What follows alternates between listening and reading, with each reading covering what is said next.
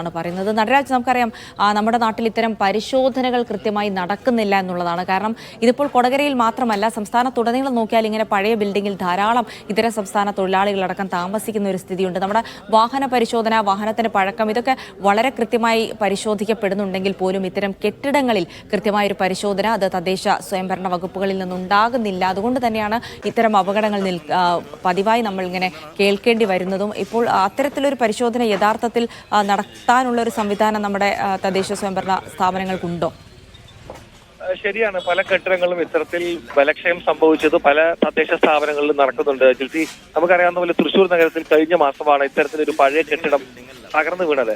അതിനുശേഷം നഗരത്തിലെ ഇത്തരത്തിൽ തകർന്ന മോശം കെട്ടിടമായി ലിസ്റ്റ് ചെയ്യപ്പെട്ടിട്ടുള്ള കെട്ടിടത്തിനെ കോർപ്പറേഷൻ ഓരോന്നായി തകർത്ത് തുറങ്ങുന്ന ചില ഡ്രൈവ് ഒക്കെ തന്നെ സ്റ്റാർട്ട് ചെയ്തിരുന്നു. പക്ഷേ ഒന്നോ രണ്ടോ കെട്ടിടങ്ങൾ ഭാഗികമായി പൊളിച്ചതൊഴിച്ചാൽ തുടർന്ന് ഈ നടപടിക്രമങ്ങൾ പാലിക്കപ്പെടുന്നില്ല എന്നുള്ളത് നമുക്കറിയാവുന്ന കാര്യമാണ്. അത് തൃശ്ശൂർ കോർപ്പറേഷന്റെ പരിധിയിലെ കാര്യമാണ്. ഇത് നടന്നിരിക്കുന്നത് കൊടകര പഞ്ചായത്തിന്റെ പരിധിയിലാണ്. തൃശ്ശൂരിന്റെ കോർപ്പറേഷൻ പരിധിയിൽ വരുന്ന സ്ഥലമല്ല, ഏറെ ദൂരെയുള്ളൊരു സ്ഥലമാണ്. പക്ഷേ ജിൽസി സൂചിപ്പിച്ചതുപോലെ ഇത്തരത്തിൽ ബലക്ഷയമുള്ള കെട്ടിടങ്ങൾ, സുരക്ഷിതമല്ലാത്ത കെട്ടിടങ്ങൾ, അവ കൃത്യസമയത്ത് ശക്തിപ്പെടുത്തുന്നതിനോ അല്ലെങ്കിൽ പൊളിച്ചു മാറ്റുന്നതിനോ നടപടികൾ പാലിക്കപ്പെടുന്നുണ്ടോ എന്ന കാര്യത്തിൽ വലിയൊരു പരിശോധന ആവശ്യമാണ്. പ്രത്യേകിച്ചും 40 വർഷത്തോളം പഴക്കമുള്ള കെട്ടിടമാണെന്ന് പ്രദേശവാസികൾ തന്നെ പറയുന്ന സാഹചര്യത്തിൽ ഇത്തരം കെട്ടിടങ്ങൾ തുടർന്നും ഇത്തരത്തിൽ വാടകയ്ക്ക് നൽകാൻ പാടുന്നു, അവിടെ ആളുകൾ താമസിക്കാൻ പാടുന്നു, ഇതിന്റെ നടപടിക്രമങ്ങൾ പാലിച്ചിരുന്നോ, ഇതെല്ലാം അറിയേണ്ട ഒരു കാര്യം തന്നെയാണ്. പക്ഷെ പല സ്ഥലങ്ങളിലും ഇത്തരം സംഭവങ്ങൾ പാലിക്കപ്പെടുന്നില്ല. അത്തരത്തിലൊരു നടപടി തുടങ്ങിയാൽ തന്നെ പലതരം ഇടപെടലുകൾ കാരണം ഉദ്യോഗസ്ഥർ നടപടികൾ പാതി വഴിക്ക് അവസാനിപ്പിക്കുന്ന സ്ഥിതി,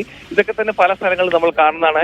ഈ സംഭവം നടന്ന കെട്ടിടത്തിന്റെ സ്ഥിതി എന്താണെന്നുള്ളത് പഞ്ചായത്ത് അധികൃതർ തന്നെ വിശദീകരിക്കേണ്ട ഒരു കാര്യമാണ്. എന്തായാലും ഈ ഒരു പ്രശ്നം ജിൽസി സൂചിപ്പിച്ചത് സംസ്ഥാനത്തിന്റെ പല ഭാഗങ്ങളിലുമുണ്ട്. ഇത് മഴക്കാലം വന്നിരിക്കുന്ന ഒരു സാഹചര്യത്തിൽ കൂടുതൽ ശ്രദ്ധിക്കേണ്ട ഒരു കാര്യം കൂടിയാണ്. കാരണം മഴ അപകട സാധ്യതകൾ കൂടുതൽ ഉണ്ടാക്കുന്നു. ദുരന്ത നിവാരണ അതോറിറ്റികൾ പലതരത്തിലുള്ള നടപടികൾ പ്രഖ്യാപിക്കുന്നുണ്ടെങ്കിലും ജിൽസി സൂചിപ്പിച്ച ഈ കാര്യത്തിൽ ഏത് തരത്തിലുള്ള നടപടികളാണ് നടക്കുന്നത് എന്ന കാര്യം വ്യക്തമല്ല. ജിൽസി, എന്തായാലും വളരെ പ്രധാനപ്പെട്ട ഒരു സംഗതി കൂടിയാണ്. പലതരത്തിൽ ഒരുപാട് ആളുകൾ ജോലിക്കായൊക്കെ ഇതര സംസ്ഥാനത്ത് നിന്ന് നമ്മുടെ സംസ്ഥാനത്തിലേക്ക് വരുന്നുണ്ട്. അവരൊക്കെ താമസിക്കുന്നതൊക്കെ വളരെ ശോചനീയമായ അവസ്ഥയിലാണ്. ഒരു ഇടിഞ്ഞു പൊളിഞ്ഞ സ്ഥലമുണ്ടെങ്കിൽ അതുപോലും അവിടെ വാടകയ്ക്ക് നൽകി ഇത്തരം ആളുകൾക്ക് അവരുടെ സുരക്ഷ ഒന്നും നോക്കാതെ വാടകയ്ക്ക് നൽകുന്ന ഒരു സ്ഥിതിവിശേഷം സംസ്ഥാനത്തിന്റെ പല ഭാഗങ്ങളിലും ഉണ്ട്. അത് കൊടകരയിൽ മാത്രമല്ല. പക്ഷേ ഇത്തരം ആളുകൾ താമസിക്കുന്ന ഇടങ്ങളിൽ പരിശോധന നടത്തേണ്ടത് ആരാണ്? ഇത്തരം ബിൽഡിങ്ങുകൾ, കാലപ്പഴക്കമുള്ള ബിൽഡിങ്ങുകൾ, അത് പൊളിച്ചു മാറ്റാൻ നിർദ്ദേശം നൽകേണ്ടത് ആരാണ്?